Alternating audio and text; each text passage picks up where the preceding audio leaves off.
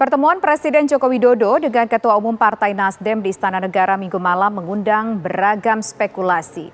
Benarkah pertemuan tersebut mengindikasikan jika Partai Nasdem merapat ke kubu Prabowo? Lalu akankah pertemuan yang sama juga akan dilakukan Presiden Joko Widodo dengan partai politik lain?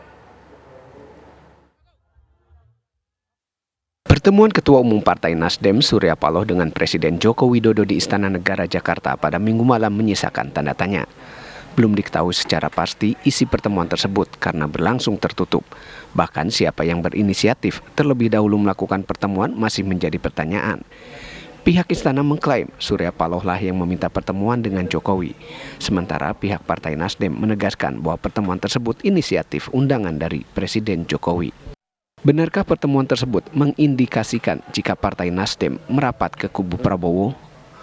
Politikus PDI Perjuangan Andreas Pareira menganggap pertemuan antara Presiden Joko Widodo dengan Surya Paloh merupakan hal yang wajar. PDI Perjuangan hingga saat ini belum secara resmi berada di pihak oposisi atau bergabung dengan partai penguasa karena masih menunggu hasil penghitungan yang dilakukan Komisi Pemilihan Umum atau KPU. Antar pimpinan partai, antar elit-elit politik, saya kira hal-hal yang biasa sekali gitu, dan selama ini memang itu sering terjadi gitu. Tapi kalau pembicaraan soal ada di dalam pemerintahan atau di luar pemerintahan, saya kira ya belum waktunya lah gitu. Kita tetap menghormati proses penghitungan yang berjalan. Juga kita harus menghormati juga berbagai macam ya protes dan komplain yang dilakukan oleh ya masyarakat terhadap proses pemilu yang berjalan ini gitu. Juru bicara Prabowo Dhanil Anzar juga tidak menampik jika pasangan Prabowo Gibran menang dalam Pilpres 2024 membutuhkan kerjasama dalam membangun kekuasaannya ke depan untuk membangun Indonesia lebih maju. Oleh sebab itu dibutuhkan tim kerja yang solid termasuk dari partai politik di luar pengusung Prabowo Gibran. Prabowo dan Mas Gibran ingin pemerintahan beliau selama 5 tahun ke depan itu bisa berjalan dengan baik, kondusif begitu, kemudian demokratis, kemudian cita-cita menuju Indonesia maju itu bisa direalisasikan dengan sesegera mungkin.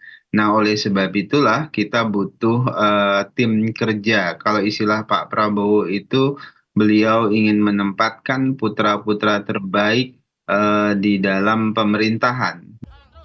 Pengamat politik Khairul Umam menilai pertemuan antara Presiden Joko Widodo dengan Ketua Umum Partai Nasdem merupakan bagian dari negosiasi sekaligus kompromi kepentingan Partai Nasdem untuk menjadi bagian dari pemerintahan mendatang.